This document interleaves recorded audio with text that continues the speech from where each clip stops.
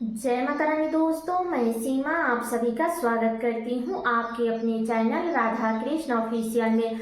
उम्मीद करती हूँ आप लोग बहुत ही अच्छे होंगे। तो ये बताने के लिए कमेंट बॉक्स में जय माता दी जरूर लिखिएगा। तो चलिए दोस्तों, आज हम इस वीडियो में जानेंगे होली से संबंधित बहुत सारी महत्वपूर्ण बातें कि अब की बार साल 2025 में होली कब है, होलिका दहन कब है, और जो भी महिलाएं पूर्णिमा का व्रत रखती है उन्हें व्रत किस दिन रखना चाहिए, स्नान दान हमें कब करनी चाहिए, और होलिका दहन के पूजा में हमें कौन कौन सी सामग्री लेकर के जानी है। तो इसी प्रकार के बहुत सारी महत्वपूर्ण बातें आज हम इस वीडियो में जानेंगे। तो आप लोग वीडियो के लास्ट तक बने रहिएगा, आप लोगों को सभी महत्वपूर्ण बातें जानने को मिलेगा।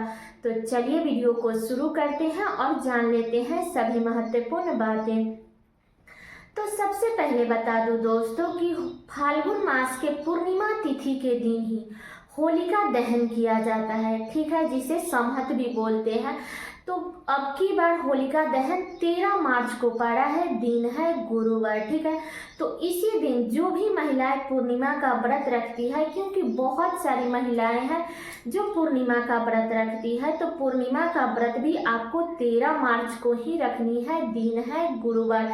क्योंकि 14 मार्च को दोपहर में 12:24 पर पूर्णिमा तिथि समाप्त हो जाएगा। तो जिस दिन चंद्र उदय हमें रात्रि में मिलेगा, उसी दिन हमें चंद्रदेव को अर्घ्य दे करके और व्रत खोलनी है। तो आपको पूर्णिमा तिथि 13 मार्च को सुबह से लेकर के और अगले दिन तक मिल रही है। तो इसलिए आपको 13 मार्च को पूर्णिमा का व्रत रखना है, 13 मार्च को होलिका दहन है और 14 मार्च को होली है, ठीक है। तो ये बातें क्लियर हो गई। आगे हम जानेंगे कि पूर्णिमा तिथि कब से शुरू हो रही है और कब समाप्त हो रही है। तो अब चलिए जान लेते हैं कि होलिका दहन के पूजा में हमें कौन कौन सी सामग्री लेकर के वहां पे जानी चाहिए।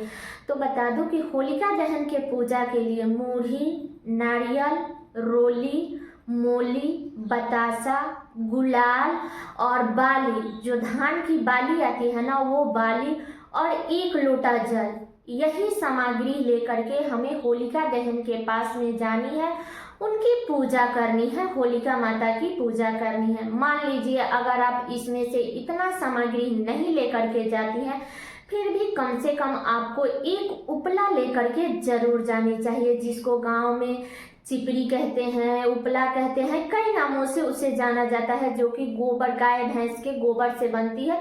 तो कम से कम आपको होलिका दहन में एक उपला भी लेकर के जरूर जानी चाहिए, ठीक है।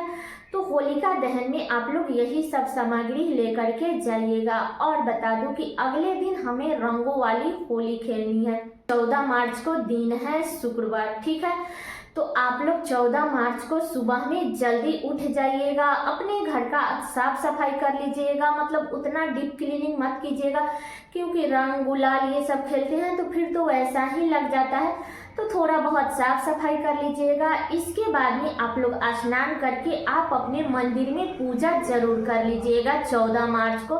तो इस दिन आप लोग भगवान जी को पुआ, गरी, छुहारा और गुलाल, ये सब चीजें जरूर भगवान को चढ़ा करके और उनसे आशीर्वाद लीजिएगा, उनसे प्रार्थना कीजिएगा कि हे भगवान, ऐसे ही हमारे जिंदगी में ऐसे ही रंग बिरंग गुलाले खिलती रहे, ठीक है। तो इसी प्रकार से आपको भगवान से प्रार्थना करनी है। और बता दूं कि इस दिन अगर आपको कोई भी गुलाल लगाता है ना, तो आपको मना नहीं करनी चाहिए। गुलाल लगाना बहुत ही अच्छा होता है। ये नहीं है कि कितने लोग बोलते हैं नहीं मैं नहीं लगाऊंगी, मेरे फेस पे इन्फेक्शन होता है, चाहे कुछ भी होता है।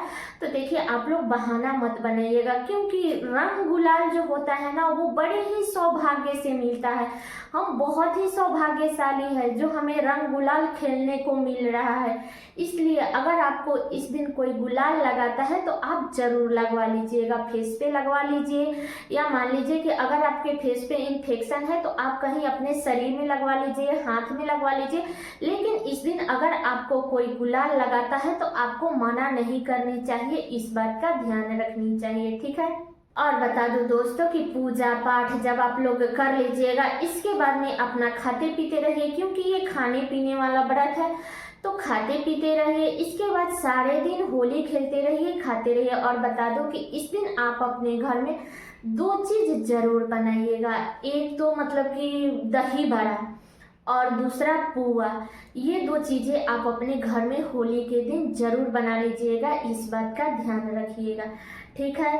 अब चलिए जान लेते हैं कि पूर्णिमा तिथि कब से शुरू हो रही है और कब समाप्त हो रही है। तो बता दो कि पूर्णिमा तिथि शुरू होगा 13 मार्च को, दिन है गुरुवार, सुबह में 10:36 पर पूर्णिमा तिथि शुरू हो जाएगा और पूर्णिमा तिथि समाप्त होगा 14 मार्च को, दिन है शुक्रवार।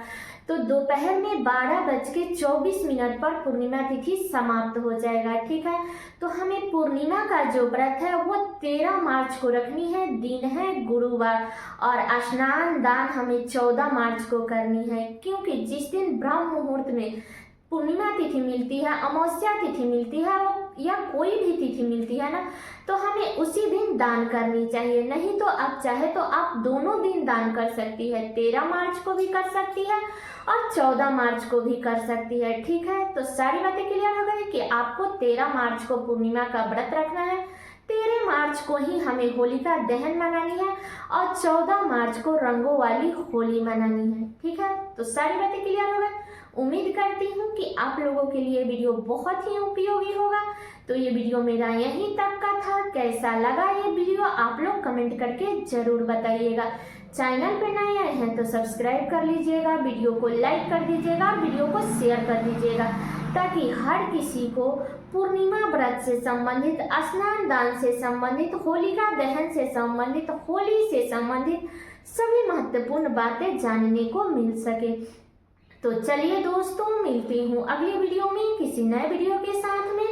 तब तक के लिए नमस्कार।